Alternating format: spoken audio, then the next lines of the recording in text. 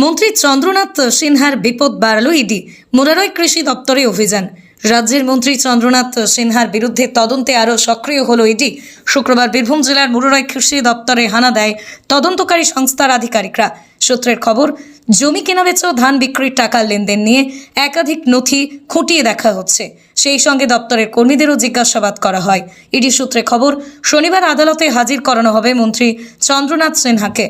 তাঁদের তরফে মন্ত্রীকে হেফাজতে নিয়ে আবেদন জানানো হবে বলেই জানা গেছে। ফলে এই মামলার তদন্তে আরও গতি পাবে বলেই অনুমান। এদিকে বিরোধী শিবিরের অভিযোগ, রাজনৈতিক চাপ বাড়াতেই অভিযান চালানো হচ্ছে। তাদের দাবি, রাজ্যের শাসক দলের নেতাদের টার্গেট করেই পরিকল্পিতভাবে ইডি তৎপর হচ্ছে। যদিও শাসক দলের তরফে এখনও আনুষ্ঠানিক প্রতিক্রিয়া মেলেনি।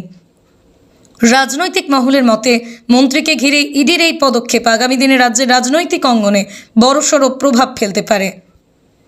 সব নজর এখন শনিবারের আদালতের নির্দেশের দিকে।